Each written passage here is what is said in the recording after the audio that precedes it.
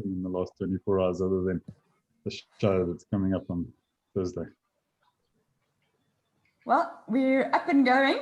So I'm going to launch in and say good morning and then hand it over to Ivan. So we're a nice square bunch. So very, very neat little pictures in a square. So it's we're the stalwarts, seeing it right through to the end.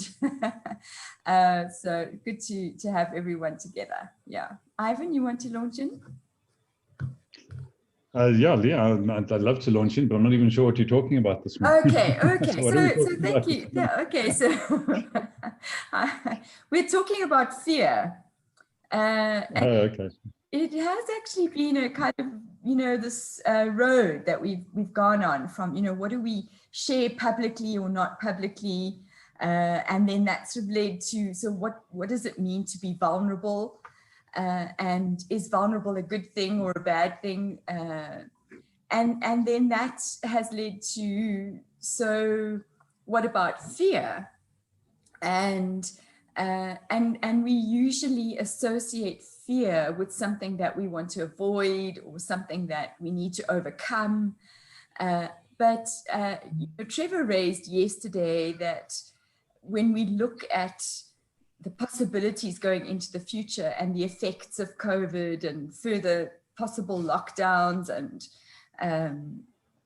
even ongoing effects of current lockdowns on the economy, that there's a certain amount of fear that should drive us to action. And so, I would like us to think about, are there upsides to fear? And so what's good about fear, but what is not good about fear? So Edward, what are your thoughts? Yeah, I'm yet again confused by you, Lee, because when you did my interview, you called me a Renaissance man, and now you're saying I'm square.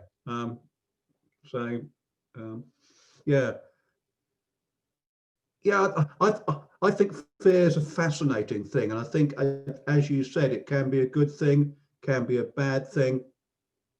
And there's a very famous quote around fear from Franklin D. Roosevelt: "We have nothing to fear but fear itself."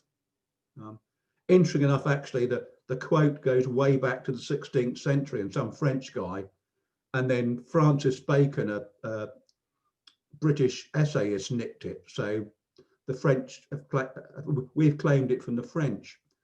And if you go back and think about French history and Napoleon Bonaparte, who conquered the whole of Europe, and he's the reason why the Europeans drive on the right-hand side of the road and the UK drives on the left, because we were never conquered. And that's presumably why South Africa drives on the left as well. But he was afraid of cats. He had a totally irrational fear of cats. So I think fear is not something you can really analyze that well, because there's a lot of irrationality in there. And I thought a lot of fear is useful because it helps us to do things. If we're afraid our boss is going to give us a telling off, we make sure we get into work early. If we're afraid we're going to have no food on the table, we get up and we work. If we're afraid the house is going to burn down, we go around and make sure all the electrics are turned off at night. So fear has a lot of uses, but it's also can stop us doing things, because one of the old reactions to stuff was the freeze thing. Very often when people are consumed by fear, they freeze and don't do things. So, if you've got a TED, and then you look at what people are afraid of, and it's totally weird. More people are afraid of public speaking than dying. And what harm is public speaking going to do to you? It's not going to eat you. It's not going to chop your arms off. It's not going to leave you with a bruise. And then the next thing people are scared of is spiders. And it might be a bit different in South Africa, I don't know, but in the UK, there are no poisonous spiders. And they're tiny. And we're huge. and yet we're afraid of them. So yeah, that's kind of, and I think, you know, how people overcome fear is interesting as well. And oh, Ivan's got a bit scary there. And very topical. I went to a reception yesterday. Unfortunately, it was an online reception. Normally, it would have been a nice little do with a drink in London. And it was the awarding of the John Maddox Prize for upholding science in the face of adversity. And it was awarded jointly to an American, Anthony Fauci, who you might have heard of because he's been spouting about on TV, and a South African, a guy called Professor Salim Abdul Kalim. And he spoke, and I think when he was doing his research into HIV/AIDS, and there was a big conference in Durban, he got in a lot of hot water with the government because I think at the time the government was in denial around AIDS, and he was saying it was caused by the HIV virus. And he said that what kept him going was his absolute faith in science and facts. And if he kept to the science, he would be all right. And I think a lot of people have a faith, either a faith in a religious faith, or a belief in a process, or a belief in science, or just a belief in everything will turn out all right. So yeah, that's my take on fear. Can be useful, can be harmful, and we're totally irrational about what we're afraid of.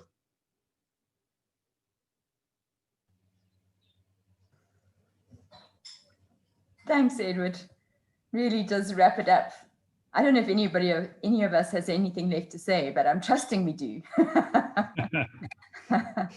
Vinay, I'll throw the ball into your court. Well, I must admit that Edward covered a lot of my thoughts on fear, and that is that fear in itself is not a bad thing. It's your response to it, you know, fight, flight, or freeze. And I think a lot of us are, well, somebody like me is greatly motivated by fear of, the insecurities that are developed from fear. You know, I have to provide my child with the best education. Therefore, I really strove hard to achieve in academically and in my professional life. And I don't know if I would have had the same motivation at that point in my life if I didn't have the fear of not being able to educate my son as well as I could.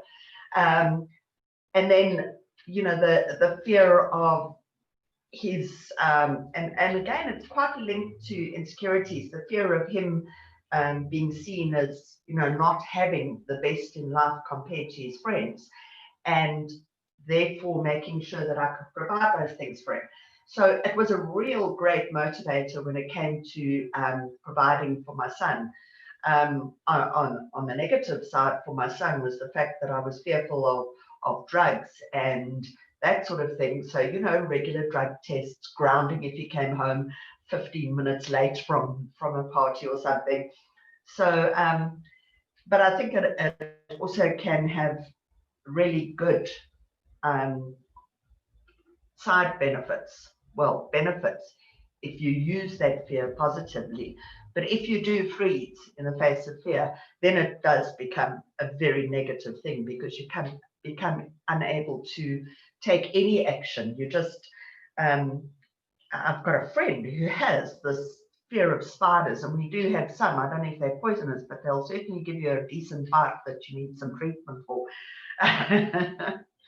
Edward and Ivan and his spiders. And she can't do anything if she sees a spider. She can't tramp on it. She can't spray it. All she can do is stand there and scream. You know, so that to me is a very negative reaction to fear. And then of course the flight reaction.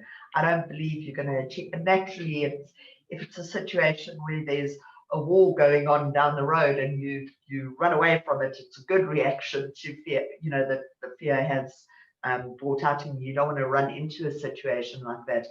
So I really think that Edward did cover most of it, and it depends totally on your reaction to that fear as to whether it's a good or a bad thing. Personally, in my life, I think that it's been a very positive motivator for me.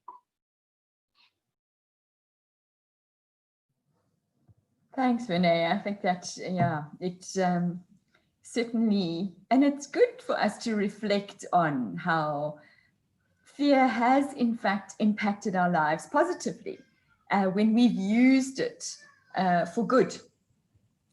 So yeah, I definitely have had those experiences in my life as well. Ivan, you are definitely not afraid of spiders, source of great fascination for you. So tell us how your feelings and ideas about fear. Yeah, it is interesting because, you know, I think there's a number of different ways to look at it. You know, in certain situations, as everyone said, you know, self-preservation comes into the picture, and that's good, you know. So, you know, one doesn't want to be completely fearless when it could actually endanger your life. I mean, it's like driving on the wrong side of the road, you know. I mean, it's just stupid. You know, talking about which side of the roads people drive on, but you know, then you know, phobias I think are a completely different thing. You know, so phobia, you know, the irrational fear of things like spiders, you know, because and Ed, you gave me such a beautiful opportunity there. It's the first time I think since we've met you, I think I can actually correct something that you said in the English language. So spiders aren't poisonous. No spiders are poisonous. You can eat any of them if you really want to, but you know, some of them are venomous. There's a difference. So yeah. So, and people do eat spiders, unfortunately, in some places. You know, they're actually the delicacy in the Far East. They eat deep fried tarantulas and things like that, which I don't really understand, I must be honest. But yeah, you know, it's interesting. I mean, this beautiful lady behind me is a rain spider, and she built a nest in the corner of our bathroom window one December a few years back, and so that's her sort of guarding her egg sac in the bathroom there, and she produced 120 little spiderlings out of that egg sac in the bathroom, and they sort of spread themselves all over the ceiling for a few weeks until they gradually made their way out. It was quite an amazing thing to watch, and you know, they're one of the most easily handled spiders in South Africa. They're large. They're generally pretty docile unless they're guarding their egg sacs. And you can see she's got a pretty fearsome set of fangs on her there, but she's not venomous, and she's very unlikely to bite you. I mean, those fangs are about 5.5 millimeters long, so they're fairly big. But yeah, it's and they love catching cockroaches and other things like that which might invade your house. So keep them around. They clean up for you quite nicely. So interesting animals. But yeah, back to fear.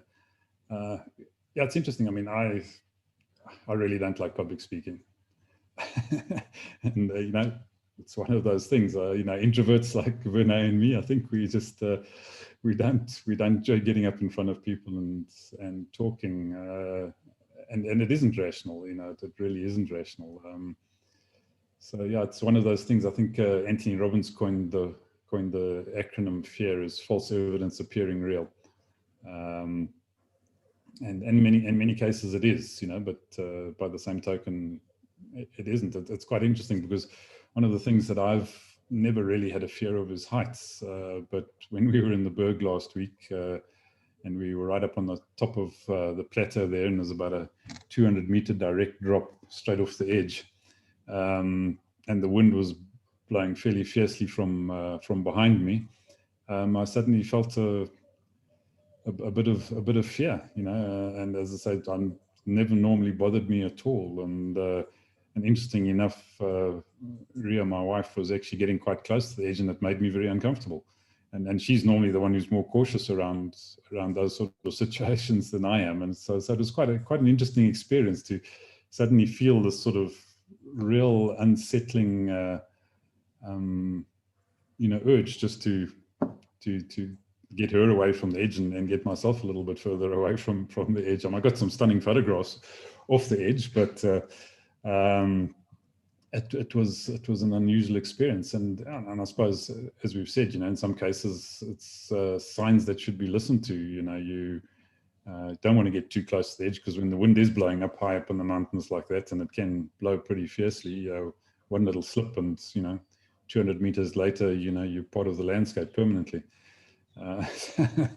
One doesn't want to do those things, but again, you see people have completely irrational fear of heights, which is another one that interests me. I mean, you can be in a building in an enclosed lift, and these glass lifts where you can see outside and through the floor and things like that, and some people really struggle with those sorts of things. So I'm not sure how to balance it, but as I say, I think phobias are generally counterproductive, and need to be dealt with. And I think that's where the fear acronym comes into play, because it's generally more about learning what you're actually dealing with, and rather than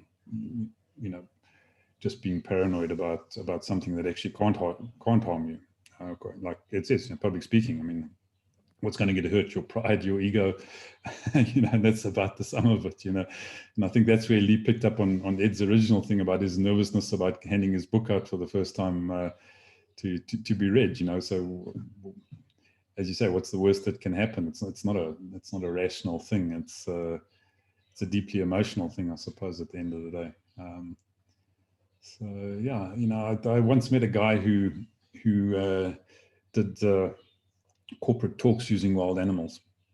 Very interesting fellow, and he had a small licensed group of animals. He had a stunted crocodile, which was a very interesting animal. He'd rescued it from somebody who put this baby crocodile in an aquarium, and it swam around and around this aquarium for 4 years, and eventually just completely stunted its growth. So it was a fully adult crocodile, but it was about this big, which was quite an amazing thing to see. And he had a hedgehog, and he had a mongoose, and he had a python, not an African python, because they are a bit bad-tempered, but it was one of these Asian pythons. And he had a complete irrational fear of snakes when somebody actually presented him with this python, and they didn't know. He thought he works with wild animals. He's comfortable with wild animals, and I think it was a son-in-law that presented him with this python for Christmas, and he sort of took it out the box and draped it around his father's shoulder, his father-in-law's shoulders, and suddenly this guy sort of complete irrational fear of snakes, and he's got a rather large python draped around his shoulders. So he had to learn fairly quickly that actually there wasn't a need for it. So yeah, I think it's often about finding out, what is actually the root cause of the fear. What is become curious, become interested. You're afraid of spiders, get interested in them. They're phenomenal little creatures. And there's so many different species and shapes and sizes and colors and things. I think I've taken pictures of at least 37 different species in my backyard alone. So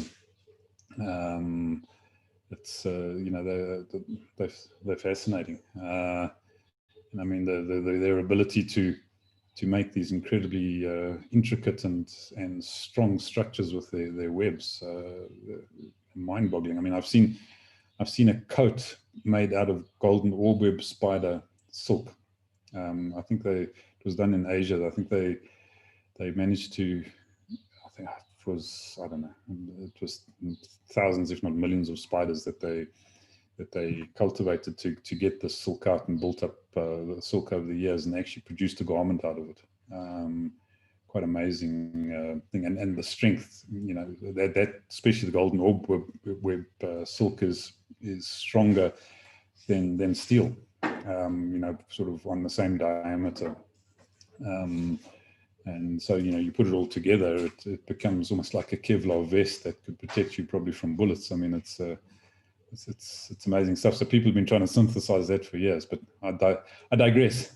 All off on all sorts of different tangents, but that's what happens when you're interested in things. So yeah, I think Lee, that's me rambling about spiders and all sorts of other weird things. So yeah. I love the fact that we can start a topic and it can be about hermit crabs and it can be about spiders. And nature definitely informs us, doesn't it? And it's fascinating. My brother is a wildlife photographer, and he's slept with lion. Literally, a lion came. He was out in Zimbabwe, sleeping under the stars, and this lioness. Sorry, my bird's screeching in the background. The lioness came and just literally lay down next to him. Needless to say, he didn't sleep very well that night. But it just padded off and on it went. And he tells amazing stories of this sort of quite nonchalantly. And he started a spider club when he was at school. He was passionate about spiders and still is. And, he'll put the piece of grass in the hole and the spider comes up and he holds it. But he is terrified, really terrified of frogs. I mean, go figure. It's just the weirdest thing. And he's a huge hulk of a man. No, he does not. He does not even, it's not even that he doesn't like them. He does. So yeah, as you say, there's this irrational side of it. So when I was thinking about fear, I know, South Africa's known for its crime. Unfortunately, it's one of those things that we have to confront and is a reality for us. So we've now been living in this house that I'm in now for 15 years. But in the first 6 weeks that we were here, we were in a crime-ridden area. It's been dealt with since then, but I was hijacked in my home twice in the space of a few months, and that is real fear. And that fear, and it definitely, for me, I recognize my reaction was to freeze, which makes you really doubt yourself in many ways. Like, couldn't I have done something? Shouldn't I have done something differently? But you've got no control. That's your reaction. And from the brain side, the only thing I could think of was I've got to get these guys out of my house as soon as possible. On both occasions, my youngest daughter was with me. And that was my single conscious thought, was if I do whatever they want, then they'll get out as quickly as possible, which they did. I mean, they were on both occasions. They just took whatever they wanted, which was very little, a wedding ring and some other stuff. But that, so in the moment, there is real fear and rightful fear. You better be afraid. Don't try and be the hero, that's for sure. And then subsequent to that, there is an ongoing, and I don't even know whether it's a fear, but it's certainly a cautiousness that I think has a wisdom to it. Because what that incident did is it made me realize that we live in a false perception that we live in a safe world. As human beings, we've created safety mechanisms around us to such an extent that we think we're safe from predators. And predators come in all shapes and sizes and forms, and danger is around us in all different ways. And I realized that we dulled our senses to danger. And actually, that was a good thing for me. That was my interpretation of it, to say, no, danger is real. And so there needs to be an antenna that's out that is picking up danger signals. So that's something that I took out of that experience. Fear, like Vernay, I've used fear to my advantage. When I say to my advantage, and again, I don't know to what extent. I did very, very well at school, and people said, "Oh, Lee, you are ambitious and you hardworking and all of those things." And at the end of the day, I had to say, I'm afraid.